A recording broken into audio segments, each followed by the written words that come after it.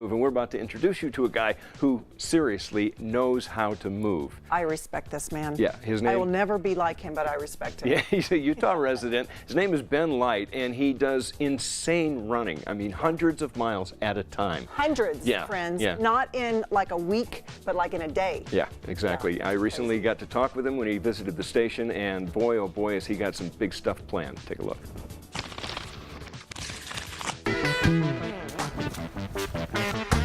The Montane Spine Race in the UK. It's considered their most brutal, longest distance race that they have.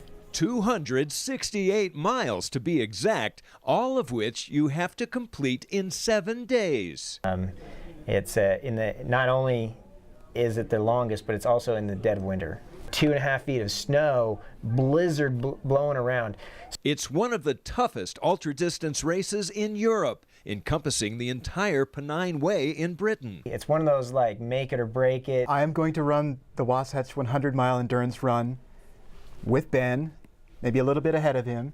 In 2017, Utah resident Ben Light made the trek to the UK with his videographer to document the trials and triumphs of the race. The unique thing about Matt is, being a videographer, he is also one of the fastest ultra runners here in Utah. So it actually goes hand in hand as for this camera guy to carry all his equipment and run with us and going in and out of the course. Biggest challenge is just keeping up with Ben. Like I said, even though he's going through all these tough conditions, he's pretty quick. The idea was to create something totally unique. Most of the documentaries that revolve around the spine race are all in the aid stations. They're not out on course. Unfortunately, 200 miles into the race, injuries and health concerns led Ben to withdraw. You hit that wall, and that wall that you hit it many, many, many times. You hit a low.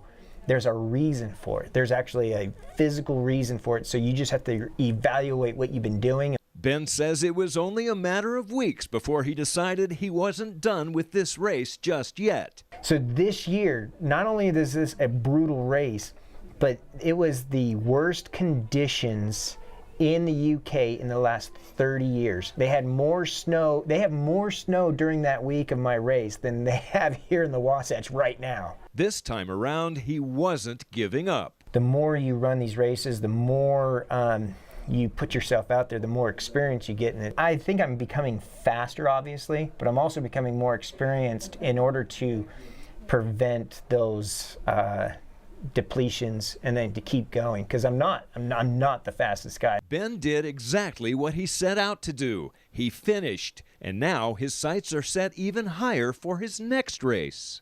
I've always done 200 milers. There's a race that I've done in the last 4 years. It's called the Tahoe 200, and everybody asked me locally, hey, have you done Wasatch 100? And I'm like, no, it's the same weekend as the Tahoe 200. But Ben wanted to do both races, so he did the math. Wasatch 100 starts at 5 a.m. Mountain Standard Time. Tahoe 200 starts the same day, 9 a.m. Pacific Standard Time. So there's like a 5-hour difference. So what my goal is to do is to run, and I pulled the lottery. I'm in Wasatch. I've signed up for Tahoe. I'm going to run both races the same weekend and finish them, both of them, in time with their cutoffs. So basically, I am going to run Wasatch, take a chartered flight from Heber Airport to Truckee, and then go over to the start of Tahoe 200 and start running the course even after the racers are already 24 hours into the race, and catch them and basically catch the final cutoff of 100 hours. That's 300 miles in a total of 105 hours. It's addicting, kind of. I don't know. Does that mean I'm messed up in the head?